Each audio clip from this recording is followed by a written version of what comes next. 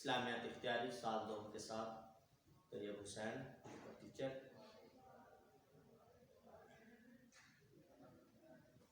اسلامیات اختیاری کے اندر ہم سورہ بقرہ کا ترجمہ پڑھ رہے ہیں،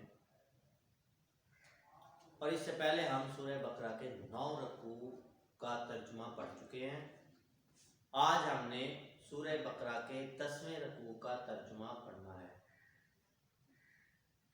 اور ترجمہ پڑھنے کے بعد ہم اس رکوع کے احکامات کو تفصیل سے دیکھ لیں گے، کیونکہ آپ جانتے ہیں کہ آپ کا جو لانگ کوشچن ہوتا ہے اسلامیات اختیاری کا، وہ اس طرح سے مرتب ہوتا ہے، ایک آیت اور آیت کے بعد اس کا ہمیں ترجمہ کرنا ہوتا ہے، اور اس کے احکامات کو تفصیل سے ہم نے بیان کرنا ہوتا ہے۔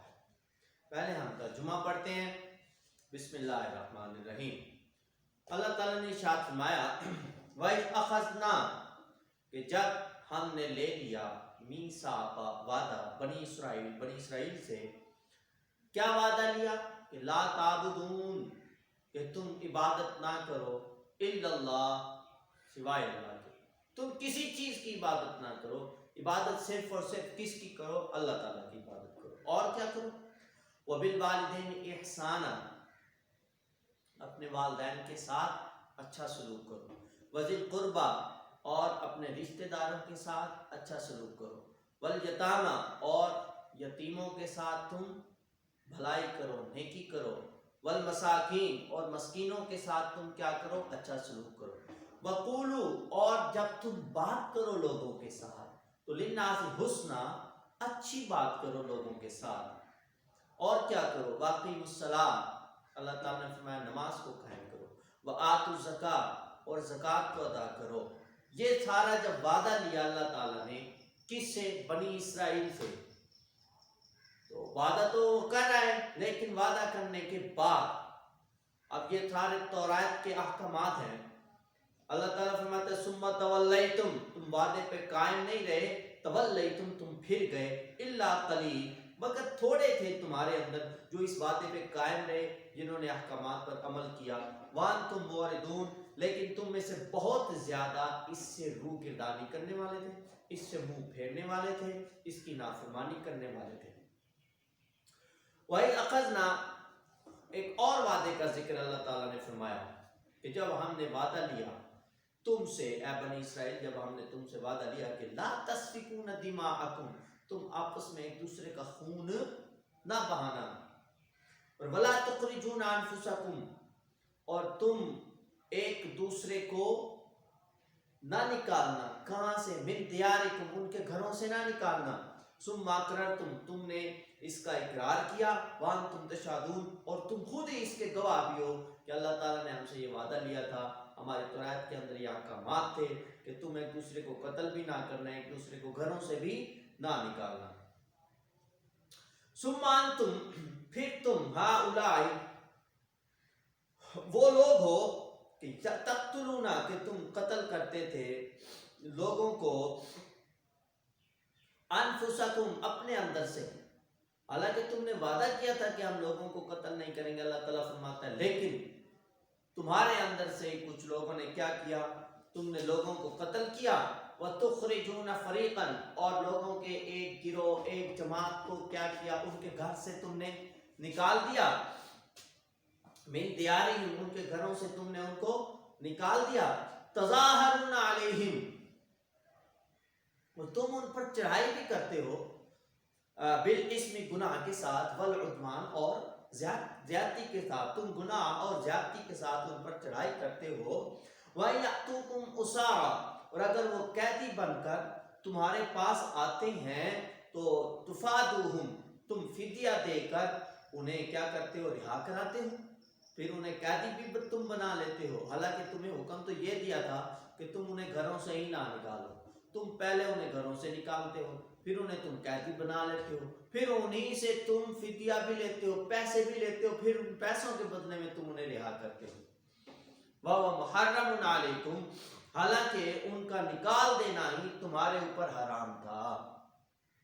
وَهُوَ، اور وہ، یعنی کہ وہ نکال دینا ہی، محرم حرام تھا علیکم تم پر اخراجہم ان کو گھروں سے نکالنا.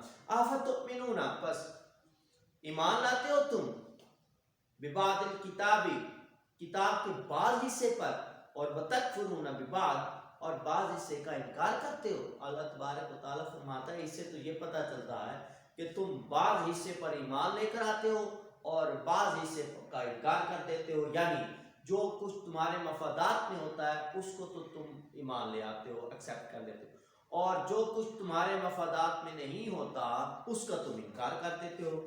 فما جزاؤ اللہ تعالیٰ فرماتا ہے پس کیا سزا ہے من یفعل جو کچھ تم یہ کرتے ہو اس کی پھر کیا سزا ہو.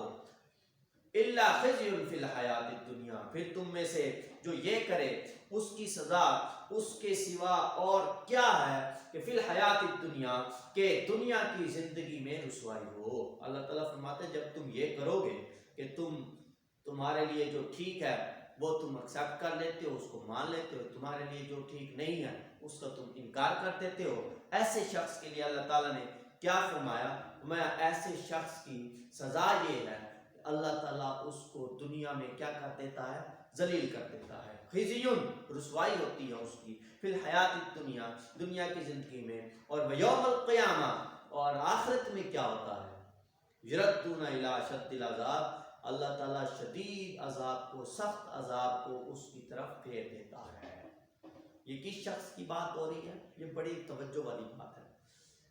ایسا شخص جو قرآن مجید کو کہ کچھ حصوں کو تو مان لے جو اس کے مفادات میں ہوں اور ایسے احکامات جو اس کی طبیعت کو سوٹ نہ کرتے ہوں جو اس کو نہ مانتے. گو کہ یہ یہودیت کے بارے میں بتایا جا رہا ہے لیکن چونکہ مسلمانوں کا یہ یقین اور ایمان ہے کہ یہ قرآن مجید بھی سچا کلام ہے اور توریت بھی اللہ تعالیٰ کی سچی کتاب ہے, انجیل بھی اللہ تعالیٰ کی سچی کتاب ہے. جس طرح ہم نے قرآن مجید پر ایمان لے کر آنا ہے توریت پر انجیل پر بھی اسی طرح ایمان لے کر آنا ہے.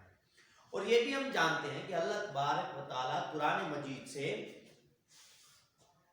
کے اندر جو کچھ اللہ تعالیٰ بیان کرتا ہے اس سے مسلمانوں کو نصیحت بھی کرنا چاہتا ہے. تو قرآن مجید ہے کیا؟ قرآن مجید پوری کی پوری نصیحت ہے. یہ نصیحت ہے ہمارے لیے جو واقعات یہودیت کے بیان ہو رہے ہیں وہ کہ یہ ان کے لیے ہیں لیکن قرآن مجید قیامت تک آنے والے تمام لوگوں کے لیے ہے. وہ متقین لوگ اس سے فائدہ بھی اٹھا لیتے ہیں. اللہ تعالیٰ نے فرمایا جو شخص ایسا ہے جو کچھ باتوں کو مانے کچھ کو نہ مانے دنیا میں اس کے لیے ضلالت ہے آخرت میں اس کے لیے سخت عذاب ہے. ما اللہ بغافل عما تعملون اور اللہ تعالیٰ اس چیز سے بے خبر نہیں جو کچھ تم کرتے ہو. وما اللہ اور نہیں اللہ تعالیٰ غافل بے خبر عما تعملون جو بھی کچھ تم کرتے ہو. آگے اللہ تعالیٰ نے فرمایا اولئک یہی ہیں وہ لوگ اشتراؤ جنہوں نے خرید لی الحیات زندگی. کون سی زندگی؟ الدنیا دنیا کی زندگی. یہی وہ لوگ ہیں جنہوں نے دنیا کی زندگی کو خرید لیا اور اس کی قیمت کیا دی بالآخرہ آخرت اس کی قیمت دے دی. دنیا کو خرید لیا آخرت کو چھوڑ دیا. لیکن یاد رکھو فلا یخفف پس کبھی ہلکا نہیں کیا جائے گا کوئی تخفیف نہیں ہوگی عنہم العذاب ان سے عذاب کی جنہوں نے ایسا کیا ہے. پہلے قرآن کے یا توریت کے کچھ حصے کو مانتے ہیں کچھ حصے کو نہیں مانتے. جو ان کے مفادات میں ہوتا ہے ان کو مان لیتے ہیں جو مفادات میں نہیں ہوتا ان کو نہیں مانتے. پہلے ان کے لیے رسوائی ہے دنیا کے اندر آخرت میں ان کے لیے شدید عذاب ہے. پھر اللہ تعالیٰ نے فرمایا یہی وہ لوگ ہیں جنہوں نے آخرت کے بدلے میں دنیا کی زندگی کو خرید لیا لیکن دنیا میں یہ کچھ بھی کرتے پھرے فلا یخفف عنہم العذاب آخرت میں ان کے عذاب میں کوئی تخفیف نہیں ہوگی ولا هم ینصرون اور ان کی کوئی مدد بھی نہیں کی جائے گی. عزیز طلبہ ہم نے سورہ بقرہ کا 10ویں رکوع کا ترجمہ ابھی پڑھا ہے اور اس رکوع کے اندر آپ جانتے ہیں کہ اللہ تبارک و تعالیٰ نے بنی اسرائیل کو جو مختلف چیزیں بتائی ہیں جن مختلف چیزوں کے احکامات ارشاد فرمائے ہیں وہ یہ ہم نے لکھے ہوئے ہیں ہم ان کو چیدہ چیدہ کر کے پڑھتے ہیں. لام کوشچن کے طور پر آیت ہے، اس کا ترجمہ آپ نے کرنا ہے، اور اس آیت کے اندر جو احکامات اللہ تعالیٰ نے بنی اسرائیل کو ارشاد فرمائے وہ آپ نے تفصیل کے ساتھ لکھنے ہیں۔ اللہ تعالیٰ نے ارشاد فرمایا کہ جب ہم نے بنی اسرائیل سے وعدہ لیا، کیا وعدہ تھا؟ لا تعبدون الا اللہ، اللہ کے سوا کسی کی عبادت نہ کرو۔ سب سے پہلے اللہ تعالیٰ نے اس رکوع میں توحید کا بیان کیا کہ عبادت کے لائق صرف اللہ کی ذات ہے، اس کے سوا کوئی عبادت کے لائق نہیں ہے، لہذا تم عبادت صرف کس کی کرو؟ اللہ تعالیٰ کی۔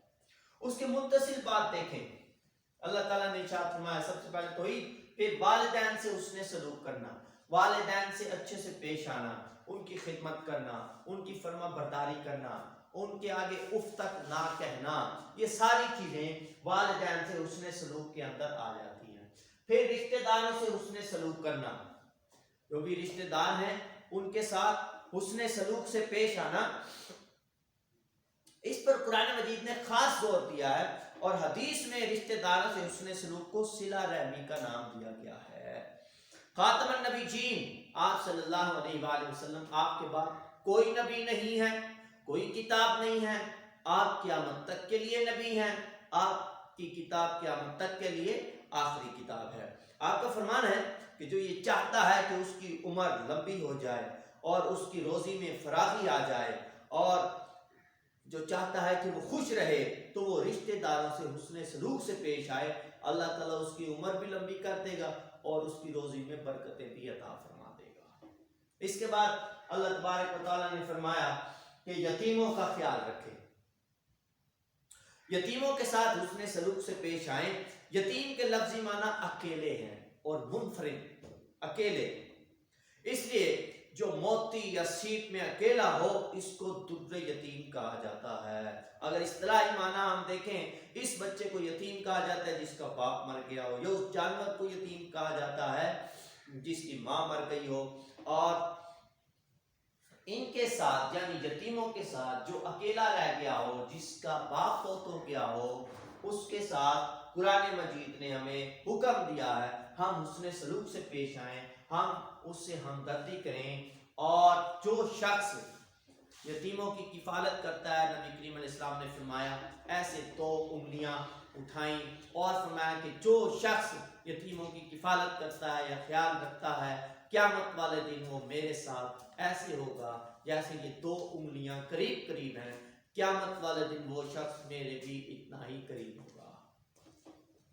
نبی کریم علیہ السلام نے، اللہ تبارک و تعالیٰ نے یتیموں کا خیال رکھنے کے بعد ارشاد فرمایا مسکینوں سے ہمدردی، مسکینوں سے ہمدردی کے بعد جو آخری حکم فرمایا کہ شیریں زبان، جب بھی لوگوں سے بات کرو تو حسن سلوک کے ساتھ بات کرو، جب بھی لوگوں سے بات کرو خندہ پیشانی کے ساتھ بات کرو، اور پھر آخر میں فرمایا اقیموا الصلاۃ، نماز کو قائم رکھتے رہو، وآتوا الزکاۃ، زکوٰۃ کو ادا کرتے رہو۔ اور یہ ہم نے سورہ بقرہ کا 10واں رکوع اس کا ہم نے ترجمہ پڑھا۔